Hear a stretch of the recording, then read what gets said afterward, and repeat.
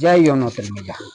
आप समझ ही गए होंगे, जैसे मैंने जय यमुनोत्री मैया कहा, मैं उपस्थित हूँ चार धाम के प्रथम पड़ाव यानी कि यमुनोत्री धाम में।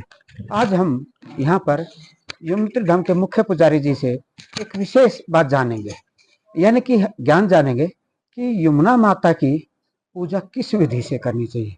और शनिदेव से इनके एक बहन भाई का रिश्ता है और यमराज जी से भी। तो माँ यमुना की पूजा करते हैं तो शनिदेव कितने प्रसन्न होते हैं और यमराज कितने भय। साथ ही ये भी जानेंगे कि यहाँ माँ की एक परंपरा है, अद्भुत परंपरा है। 6 महीने माता नीचे विराजमान रहती हैं और 6 महीने अपने मुख्य स्थान पर विराजमान रहती हैं। वहीं पर माता एक सूक्ष्म रूप में प्रकट होती हैं, यमुनोत्री के स्वरूप में। बहुत ही सूक्ष्म स्वरूप है। आप में से बहुत से दर्शकों ने माँ के दर्शन किए होंगे उस दिव्य स्वरूप के, और हमने भी किए हैं। मतलब उसे दर्शन देखकर मतलब लगता ही नहीं माँ का इतना विराट स्वरूप हो सकता है। जैसे जैसे आगे बढ़ती है प्रयाग तक जाती है और वहां माँ अपने आप को गंगा और सरस्वती के साथ विलय करती है। इसका भी रहस्य क्या है? बहुत सी ऐसी जिज्ञासाएं हैं। और हमें यात्रा करने आते हैं चार धाम की, तो उसका क्या नियम है? जब भी हम कोई यात्रा करते हैं उसका पूर्ण फल लेने के लिए ही करते हैं, तो हमसे कोई चूक ना हो जाए, इसकी क्या विधियां हैं, ये सब जानेंगे माँ यमुनोत्री धाम के मुख्य पुजारी जी से। तो आइए सबसे पहले पुजारी जी का स्वागत करते हैं, वंदन करते हैं, प्रणाम करते हैं। हमारा श्री आप श्री के चरणों में वंदन प्रणाम। जय श्री अम्बे। जैसा कि आप यमुना महारानी के यानी कि श्री यमुनोत्री धाम में मुख्य पुजारी यानी कि रावल के रूप में है, तो महाराज श्री माँ के लेकर बहुत सी हमारी जिज्ञासाएं हैं जी। कि कैसे हमें मोक्ष मिलता है, अनेकों संकटों का हरण करते हैं माँ। क्योंकि फिर दूसरी तरफ ये है कि माँ 6 महीने यहाँ नीचे विराजमान रहती है, 6 महीने अपने मुख्य धाम में जाती हैं। ये एक विशेष परंपरा है। वहां पर भी एक अद्भुत जलकुंड है। लेकिन उससे पहले मैं और जानना चाहता हूँ, जैसे कि माता जी शनिदेव की बहन है, तो अगर कोई व्यक्ति माता की पूजा करता है तो शनिदेव से कितनी राहत मिलती है? मैं बताता हूँ। सर्वप्रथम देखिए, यमुना जी जो है वो सूर्य पुत्री है और यमराज और शनि महाराज जी की बहन है और भगवान सूर्य की पुत्री है। और यमुना जी की दो माताएं थी, संज्ञा और छाया, दो माँ थी। इन संज्ञा के गर्भ से यमुना और यमराज जी प्रकट हुए हैं और छाया के गर्भ से शनि महाराज जी प्रकट हुए हैं जी। तो जो शनि, जैसे आप बता रहे हैं कि शनि की, जैसे यमुना जी की पूजा करने से, भक्ति करने से शनि दोष, शनि पर को कम हो जाता है। तो इसके बारे में मैं आपको बताता हूँ कि जो यमुना जी की जो शनि महाराज जी बाई है, जो यमुना जी की पूजा करेगा, भक्ति करेगा, उसके उसके ऊपर जो शनि का जो प्रकोप, साढ़े साती, दोष, जो भी चीज है वो दूर हो जाते हैं। अब मैं अपनी यहाँ की मुख्य परंपरा के विषय में जानना चाहूंगा। जी, जैसे कि माँ का दिव्य श्री विग्रह 6 महीने यहाँ विराजमान रहता है और फिर जैसे ही चार धाम की यात्रा का आरंभ होता है माँ पुनः वहाँ विराजमान। ये परंपरा क्यों और कैसे चली? देखिए, ये परंपरा तो ये देखिए, यहाँ पे चारों धाम की परंपरा चल रही है कि जो यमुना जी, जैसे यमुना जी की जो डोली है, ठीक है, तो यहाँ पे क्या होते हैं, शीतकालीन में काफी बर्फ पड़ जाती है, पहले से शुरू से चल के आ रहे हैं। तो यहाँ पे काफी बर्फ, तो यहाँ पे ऊपर यमुनोत्री में रहना मुश्किल हो जाता है, इसलिए वहाँ पे कपाट बंद कर दिए जाते हैं। इसलिए माता जी को शीतकालीन मंदिर यहाँ पे स्थापित किया जाता है, क्योंकि वहाँ पे रहना, कहते यमुना जी कहती है ना कि दुर्गम पर्वत शिखर निवासिनी, वासिनी सूर्य, मैं जो सूर्य पुत्री यमुना हूँ, मैं दुर्गम पर्वत पे रहती हूँ। तो दुर्गम पर्वत पे तो ये लगाइए आपकी, जहाँ पे 5 फीट, 6 फीट, 7 फीट बर्फ पड़ेगी, वहां पे मनुष्य कैसे रह सकता है? महाराज श्री, हमने माँ के ना बहुत सूक्ष्म स्वरूप में, यानी कि माँ जलकुंड से प्रकट होती हैं, वो बहुत ही सूक्ष्म स्वरूप है, बड़ा दिव्य है, आलोक है। लेकिन यही माता यमुनोत्री जैसे जैसे आगे बढ़ती है अपना विराट स्वरूप धारण कर लेती है, यानी कि प्रयाग तक। इसके बारे में आपसे जानना चाहेंगे। यमुना जी जो है, यमुना जी जो यहाँ पे प्रकट हुई, जो माता जी का उद्गम है जहाँ पे है, तो यहाँ पे जयमुनि के नाम के ऋषि ने यहाँ पे यमुना जी की तपस्या की थी। यमुना जी को श्री गोलोक धाम से लाया था, यमुनोत्री धाम ने प्रकट कर किया था माता जी को, यहाँ पे तपस्या की थी माता जी की, जयमुनि नाम के ऋषि ने। तो जैसे भगीरथ महाराज जी ने गंगा जी की तपस्या की, गंगा जी को कहाँ से लाया था? स्वर्ग लोक से लाया था माता जी को, गंगा जी को किसने? भगीरथ महाराज जी ने लाया था। उसी प्रकार जयमुनि नाम के ऋषि ने यमुना जी को श्री गोलोक धाम से यमुनोत्री में लाया है जी। तो यहाँ पे एक और आप दतुलेला देखिए, जहाँ चारों तरफ बर्फ ही बर्फ है और वहीं छोटे से कुंड से गर्म पानी निकल रहा है, उसी के पास में सूर्य कुंड है, जहाँ पे हम सुनते हैं कि चावल इत्यादि सब तय पक जाते हैं। जी। तो सूर्य कुंड की मैं आपको उसके बारे में बताता हूँ। सूर्य कुंड के बारे में, सूर्य कुंड जो है वो यमुना जी को, क्योंकि यमुना जी सूर्य पुत्री है और यमुना जी को भगवान सूर्य ने अपनी बेटी को एक वरदान के रूप में दिया है, एक किरण वरदान के रूप में दिए है, दहेज के रूप में दिया है, जो जिसके नाम से वहां पे अभी सूर्य कुंड नाम से जो जाना जाता है जी। उसमें आपको मैं बता दूं कि अब तो सुविधा ही काफी हो गई। अब तो गाड़ी की सुविधा होगी, होटल्स वगैरह सब चीज हो गई। पहले ऐसा नहीं था। पहले जब ऋषिकेश हरिद्वार से यात्रा चलती थी तो उसमें कोई साधन नहीं था। यहाँ पे पहाड़ों में, यहाँ पे चारों धाम में कोई साधन नहीं थे। 2-3 होटल तो हर कई जगह होते हैं, 2-3 यहाँ थे, 2-3, क्योंकि उस समय यात्रा ऐसी थी किया गया। तो फिर यमुना जी ने अब उस समय कहा था अपने पिताजी से कि हे पिताजी, जो मेरे धाम पे जो यात्रा पे जो श्रद्धालु लोग आएंगे वो यहाँ से भूखे पेट नहीं जाने चाहिए। तो भगवान ने, सूर्य भगवान ने अपनी पुत्री को एक किरण वरदान के रूप में दिया था कि जो भी यहाँ पे आएंगे वो भूखे पेट नहीं जाएंगे। तो उस जब तब से लोग जब आते थे यहाँ पे यात्रा पे तो अपने साथ में चावल, आटा और वगैरह जैसे दाल चावल जो भी वगैरह अपना जो भोजन का जो सामग्री होती है वो लाते थे और यमुनोत्री में उस कुंड में पकाते थे। और जब वहां से चलते थे, क्योंकि ये प्रथम पड़ाव यात्रा का है, चारों धाम यमुनोत्री, गंगोत्री, केदारनाथ, फिर बद्रीनाथ, अंतिम धाम जो है वो बद्रीनाथ धाम है। तो जब श्रद्धालु लोग आते थे यहाँ पे तो वो उस कुंड में भोजन बनाते थे और वो सीमित भोजन बनाते थे ताकि वो चारों धाम तक चल पाए। बीच में अगर बाई चांस बीच में अगर भोजन खत्म हो जाता है, कम पड़ जाता है, तो उनके लिए फिर वो आफत बन जाएगी ना। भोजन कहाँ से ग्रहण करेंगे वो लोग। फिर वो क्या करते हैं, अपनी सीमित मात्रा में भोजन बनाते थे ताकि चारों धाम करके हरिद्वार तक पूरा भोजन बनाते थे उसमें। महाराज श्री जैसे कि चार धाम की यात्रा का वर्णन है, जी जी तो इसका क्या वर्णन है? मतलब चार धाम की हमें क्यों करनी चाहिए? देखिए, आज के समय क्या ना, युवा शक्ति थोड़ा तर्क मांगती है आज जी की जी हिसाब से। देखिए, चारों धाम की मैं आपको महिमा बताता हूँ। देखिए, जिसको भक्ति करनी है, जिस व्यक्ति को भक्ति या फल की प्राप्ति चाहिए, वो यमुनोत्री धाम की यात्रा करे।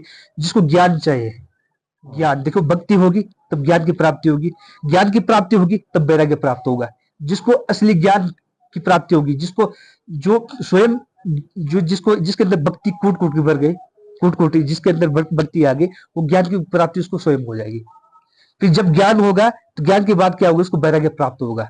जो असली ज्ञान होता है वो जो जिसके अंदर ज्ञान खूब आ जाता है, वो क्या करते हैं, इस मोहमाया संसार के मोहमाया से जाकर किनारे होकर वो क्या करते हैं, वैराग्य की प्राप्ति हो जाती है उसको। वो वैराग्य प्राप्त करना चाहता है। जब वैराग्य प्राप्त हो गया उसके बाद मनुष्य के पास अंतिम वो क्या होता है, पड़ाव क्या होता है, मोक्ष की। अब जैसे कि जी हमारी यमुना माँ जी जैसी यात्रा का समय आ रहा है, जी अपने मुख्य स्थान पर विराजमान होंगी, जी तो जी उसमें क्या क्या उत्सव होता है, क्या तैयारियां होती हैं महाराज श्री? देखिए, उस समय जिस समय माता जी के कपाट खुलेंगे अब 19 तारीख को, उस समय यहाँ पे हर्ष उल्लास के साथ में माता जी की यहाँ पे सती महाराज जी यमुना जी की बाई है, जहाँ पे कथा चल रही है वहाँ पे सती महाराज जी का मंदिर है, तो ये यमुना जी की बाई है। तो उस दिन हर्ष उल्लास के साथ यहाँ पे खूब माता जी का, यहाँ पे सभी लोग देहाती लोग है, बाहर के श्रद्धालु लोग आते हैं, वो तो माता जी के साथ में यहाँ से यमुनोत्री धाम जाते यानी हैं। धूमधाम से। साथ में महाराज जी भी जाएंगे, सती महाराज जी जी, अच्छा, सती महाराज जी की शनि डोली भी महाराज जाएगी। जी भी की डोली भी वहीं विराजमान रहेगी? नहीं, यमुना जी को छोड़ेंगे वहां पे, अच्छा, छोड़ के फिर स्थापित वापस करेंगे, यहीं आएगी? स्थापित करेंगे, उसके बाद नीचे आ जाएंगे। यानी कि भाई बहन को भाई, छोड़ने जी, जाएगा? जी। नहीं, छोड़ने भी जाते हैं, लेने भी जाते हैं। अच्छा, फिर हाँ, वापस लेने भी लेने भी जाएंगे। बड़ी अचूक परंपरा है। हाँ, और यहाँ पे कोई भी कार्यक्रम होगा तो जिस दिन माता जी के कपाट खुलेंगे, बंद होंगे, उस दिन शनि महाराज जी खुद वहां छोड़ने भी जाएंगे और लेने भी। हमारा श्री एक चीज और है, यानी कि कहते हैं कि हमें जिस श्री वगैरह की पूजा करने उसके दिव्य स्वरूप को भी जानते हैं और उसके दिव्य स्वरूप को सुनने से भी पुण्य फल की प्राप्ति है। आपसे महायमुना के दिव्य श्री विग्रह का वर्णन जानना चाहते हैं, दिव्य स्वरूप की महिमा। देखिए, माता जी यमुना जी जो है वो श्याम वर्ण में है, श्याम वर्ण में सांवले रंग में है। आपने कभी, क्योंकि यमुना जी क्या है, कृष्ण प्रिय है, कृष्ण पटरानी माता, चौथी पटरानी यमुना जी, भगवान कृष्ण की चौथी। जब भगवान स्वयं श्याम वर्ण में है, श्याम सुंदर भगवान कृष्ण को कहा जाता है, उसी प्रकार यमुना जी को श्याम सुंदरी कहा जाता है। माता जी को जो फेस है, जो माता जी को जो शरीर है, वो श्याम सुंदर है, सुंदरी है, तो श्याम वर्ण में माता बहुत से मतलब श्रद्धालुओं की इच्छा होगी माँ की पूजा करने की, जी। तो माँ की पूजा विधि क्या है, कोई करना चाहे तो? देखिए, माता जी का तो, यमुना जी का तो यमुनाष्टक पढ़ा जाता है, यमुना जी का पूजा अभिषेक होता है, माता जी का तिलक चंदन किया जाता है, जो एक साधारण पूजा होती है। उसके बाद यमुना जी की पूजा की जाती है, मतलब सब उस श्रृंगार किया जाता है माता जी का, टीका चंदन किया जाता है माता जी और भोग क्या है, कुछ लगता है? भोग तो माता जी के, भोग तो माता जी का जैसे बाल भोग तो ये बनता है, माता जी को जो अर्पित किया जाता है, माता जी को जो चढ़ाया जाता है, बाल भोग ये शुद्ध घी के साथ बनाया जाता है। लेकिन जो यहाँ पे भी लगता है और यमुनोत्री में भी माता जी का भोग लगता है, ठीक है, प्रातः काल लगता है पूजा के टाइम समय पे। लेकिन जो माता जी का जो जैसे यमुनोत्री में जैसे सूर्य कुंड है, सूर्य कुंड में जैसे लोग चावल बनाते हैं, तो यमुना जी का एक प्रसाद और भी है, ये चावल है।